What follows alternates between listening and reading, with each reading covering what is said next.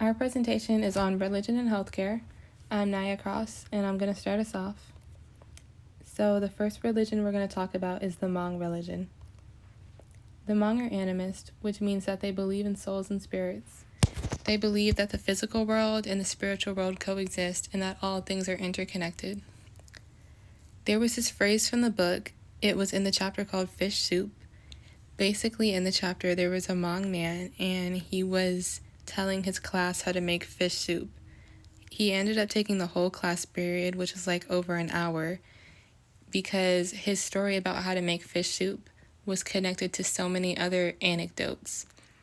Basically, the point of the chapter was telling us how the Hmong believe everything's sort of connected, and even though he had like a bunch of anecdotes that would seem random, they were all connected to parts of his story. They believe that the human body hosts numerous souls and that losing one can cause disease, mental illness, or death. So basically to them, illness or pain is a soul issue, and to deal with it, you have to go work with a shaman. Shamans are their spiritual leaders, and they believe that certain illnesses are of spiritual importance. So we see in the book that the Lees believe that Leah could be a shaman because she has epilepsy. So that's like one example of how an illness is seen as something that has a meaning for them. They also believe that death is predetermined and that everyone has like a set amount of life. So here are some Hmong practices. It's important that a person has a proper funeral or their soul will be lost after death. It's also important that when they're born, they get the placenta so they can bury it at their house. This is because when a Hmong dies, the soul must travel back to where the placenta is buried so it can put on its placental jacket and be reunited with the ancestors and reincarnated. If it can't find the placenta, it's going to be lost and the soul will just wander. They use animal sacrifices for a number of things. They use soul calling rituals to retrieve lost souls, and they can use like string tying rituals to bind souls to the body. There's a lot of rituals and sacrifices and things that just revolve around the soul. So their shamans, which are their spiritual leaders, can be men or women, and they're taught information and knowledge from past shamans, and it's just passed down through generations. As I said before, epilepsy can be a sign of a future shaman because they believe that during the seizures an epileptic has, they enter the spirit world. A shaman heals illness and pain by being able to access the spiritual world. As I said before, they're a bridge between the two worlds. Oftentimes, Hmong people work with shamans and their own spiritual beliefs as well as Western medicine. We see that in the book because the Lees worked with the shaman one time and they also had their own spiritual beliefs that they tried to use with Leah, but they also worked with Western medicine and the American doctors.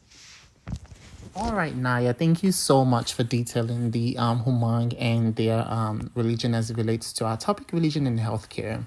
I will be talking about Amish and health, specifically how their religion interfaces with them receiving healthcare services or not, and as to why.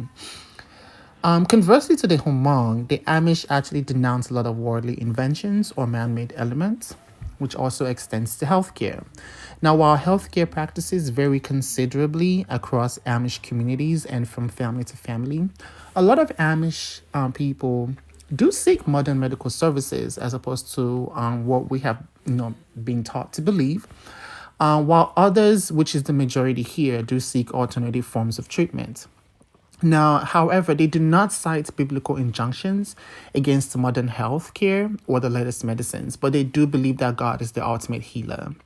And it was as a result of this view of illness that defines it in terms of a failure to function in the work role, rather than as a set of symptoms, there is often a delay in seeking medical treatment. So the Amish do believe that, keeping yourself busy, being actively involved in the community, adds to the positive health of a person, and also do believe that if one section or one part of the body is not working, they don't see it as symptoms as opposed to them seeing it as, something is wrong here. You need to do something better in this facet of your life in order to get your health back to top-notch, services. The Amish people are also less likely to seek medical attention for trivial illnesses such as a minor ache, minor pain, and would rather seek folk remedies or drink herbal teas. Now, why did the Amish refuse modern healthcare services? Well, it's pretty simple actually.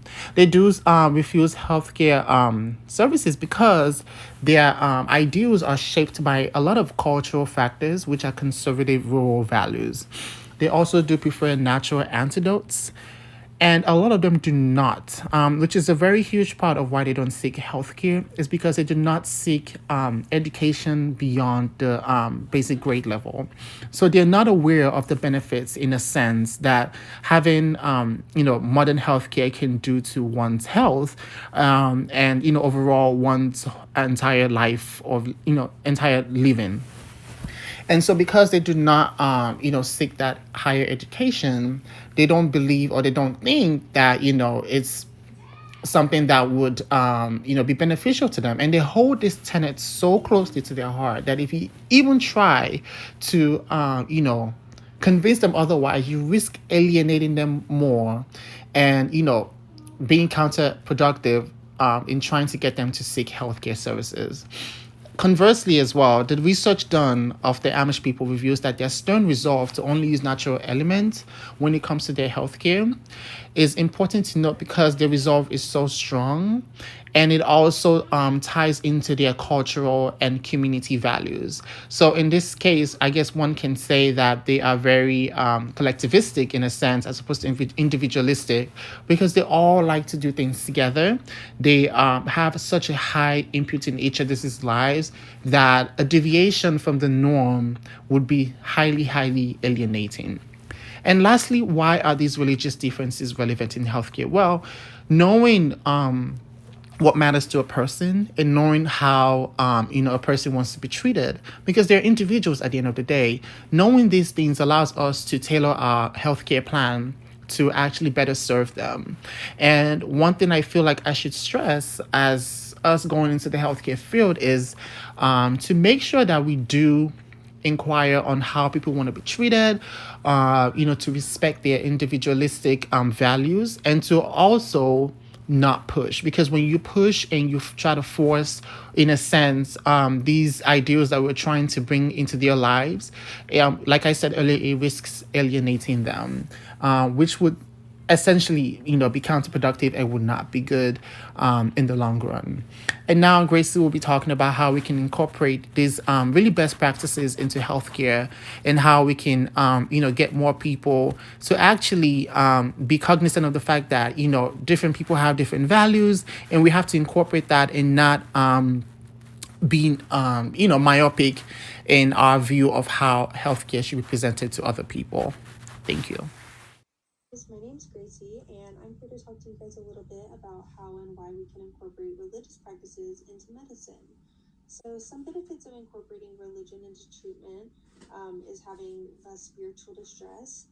Spiritual distress can be categorized as losing hope, questioning faith, having overall low comfort. A lot of this can be caused by maybe having a difficult diagnosis, maybe having trouble managing pain, being in and out of the hospital. Things like that can really make people struggle with spirituality. So, being able to recognize these issues and see these traits, we can help ease those patients, maybe by prayer, maybe by referring them to a religious leader in their community or in the hospital. Another benefit would be we're having a more personalized care plan. So, as it was mentioned earlier, I know that the Amish culture tends to be more holistic in their medical practices. So, maybe whenever you're releasing a patient that's Amish, instead of maybe prescribing them a lot of medicine, you would tend to be more holistic and give them tips that can help manage their pain in those ways. So these communities can have more trust to you and have a better line of communication with you, because you're better understanding of what works best for their lifestyle, and they'll be more likely to listen to your advice. This is shown in The Spirit Catches You and You Fall Down, when Leah's family was having a hard time adjusting to her strict medicine schedule.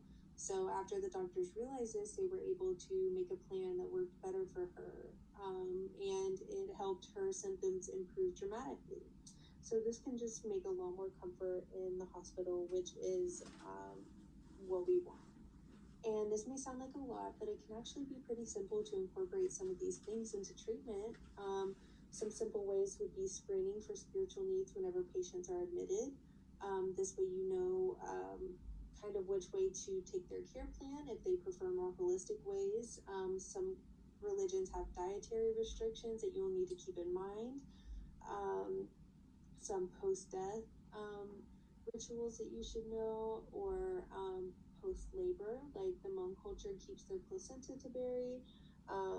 Someone who follows the Islam religion is not going to be told to eat pork. Someone who follows Judaism should follow a kosher diet. There are just certain things that you can know about each religion. So training would be really a really nice way for these medical professionals to be able to be more culturally aware and aware of different religions and how to better treat these people, which can overall create a lot more comfort in a sometimes stressful environment.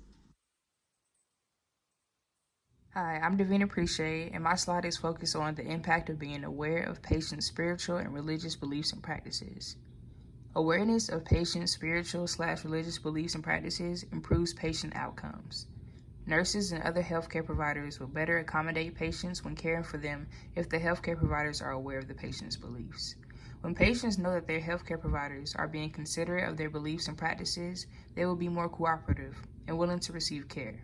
If healthcare providers are not culturally aware, then the patients are at risk of receiving low-quality care, and that could lead to more health issues. The works I used are Cultural Religious Competence in Clinical Practice by Sweetheart, Yararapu, and Martin. Hi, my name is Mackenzie Thomas, and my slide is focusing on how there have been any studies found being associated with the spirituality in the healthcare field with the patient outcomes. According to the Mayo Clinic Proceedings page from their researchers, it states that 96% believe spiritual well-being is an important factor in health, but the spiritual needs of patients are often ignored or not satisfied as well. The physician interest in patient spirituality has increased because of a growing number of studies that have shown an association between increased religious involvement in spirituality and better health outcomes. Although I personally don't believe the statistics to the fullest, but I do agree to a certain extent. Meaning, I get and respect anybody's cultural, but in today's time, diseases have become too powerful and deadly. It's to the point to where not only the spirituality being and religion can save them, but a little help with advanced technology of medicine too. For example, the Hmong family in the book The Spirit Catches You and You Fall Down. The Hmong family believed that their spirit healing could heal Leah's illness to the fullest. I believe that it did a little bit, but not to the full extent like they thought it would be. And because people in general, not only the doctors, ignore others' cultural living and healing, the lack of communication falls through. The lack of communication was felt in the book, and that is why it was a hard time for the Hmong family to understand what the doctors were trying to say and how they were trying to help them out, not to be out from harm for Leah even more. They didn't make the Hmong family feel 100% safe in their care, and as a doctor, that's their job, especially if they're dealing with a cultural family and want them to step out their comfort zone of living and healing. Here are some graphics showing positive and negative impact on how cultural families with their spiritual and religion impacts their healing process in the medical field. The first slide is a negative and the second one is a positive. The red dotted line is the negative impacts on it, and the blue lines is the positive. And as for here, the blue lines are the positive and the red are the negative.